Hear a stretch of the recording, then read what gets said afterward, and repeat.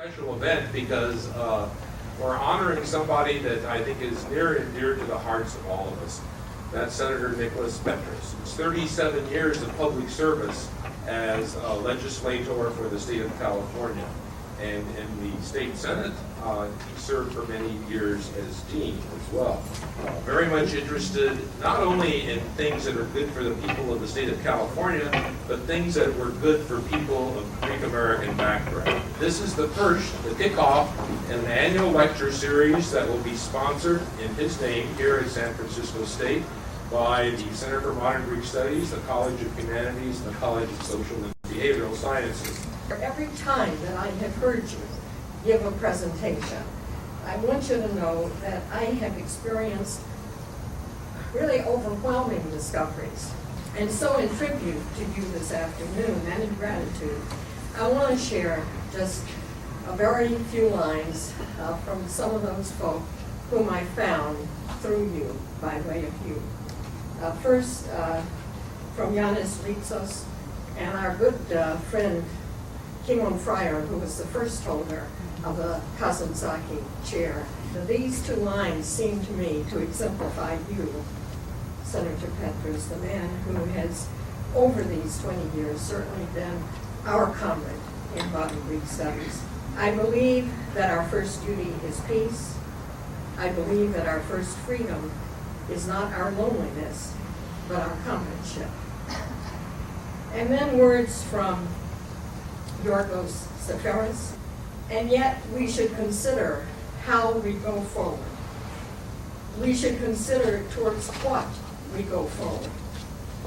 That's why I think so much these days about the great river, the current which goes its way, and which is not so different from the eyes of men when they look straight ahead without fear in their hearts. When they look straight ahead like the traveler who's used to gauging his way by the stars. And then finally, a Cretan proverb: where you fail, return. Where you succeed, depart. And I'm just awfully glad that with your independent, irrepressibly independent spirit, you have refused to follow every word of every Cretan proverb, and especially of that one. And so it is that this afternoon you have returned to what you have helped to make successful. You have returned to success. I was deeply impressed with Senator Petris' long-standing commitment to the vision of the center, one which exceeded the bounds of any ordinary academic program in modern Greek studies, in that it had a very special mission to preserve and to share aspects with the broader community of the experience of Greeks from all over the world and the Greeks of the Bay Area. He has taught me what it means to serve one's community as a public servant, and I will always be grateful for that wonderful example. He has an extraordinary political and policy history that we can learn from. Being elected the first time in 1958, that was the same election that brought Pat Brown into the governorship, and really was the time of great progress in California. He was consistently associated with innovative, bold policy recommendations and proposals. So Nick was out in front again of trying to recognize the contributions of the waves of immigrants that made this place. We really did an interesting thing in this continent, which was for 200 years to skim the planet and bring the risk takers here. You know, today, we estimate that 26% of the residents of the state of California are foreign-born. He would introduce legislation that he knew was not going to be immediately embraced by the public or his colleagues, but he knew there was a problem that somebody had to talk about. And so, with respect to air pollution and the health aspects and damage that was being done, he wanted to make that point, that we had to do something to clean up the internal combustion engine. He started by saying, well, let's ban it. And partly as a result of that advocacy, there have been extraordinary progress in cleaning up those factories and car engines and diesel engines and so on that did such extraordinary damage. His heart often went out to those that were the most in need of assistance in our society, and those that aren't particularly popular, homeless people, mentally ill people, those that we too often now see and don't know what to do about. Well, Nick was very active.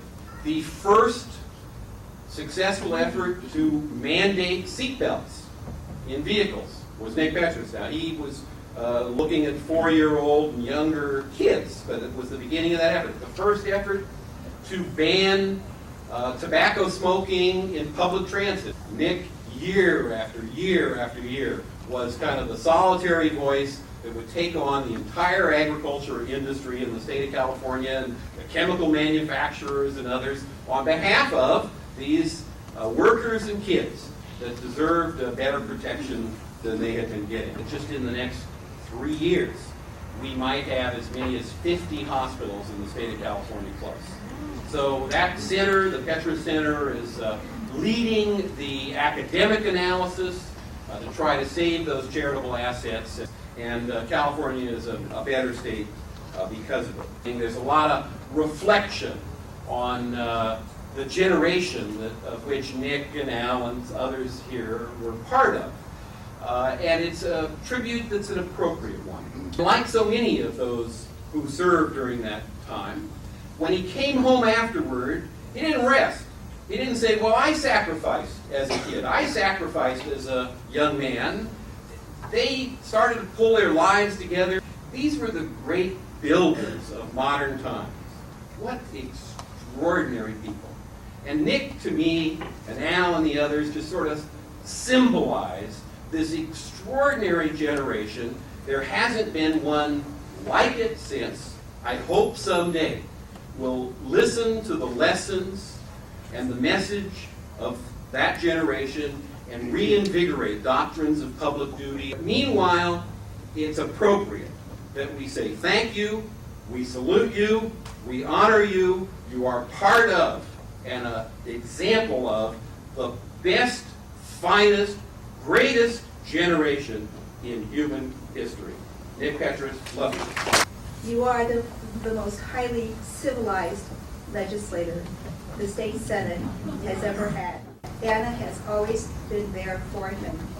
And I know, having been on both sides, that it's very important to have a spouse who is very understanding of the great commitment that you have made, because you cannot do it without support.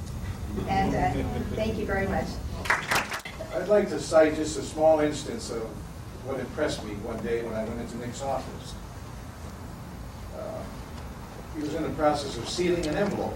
And postage was free and easy among those of us in the legislature.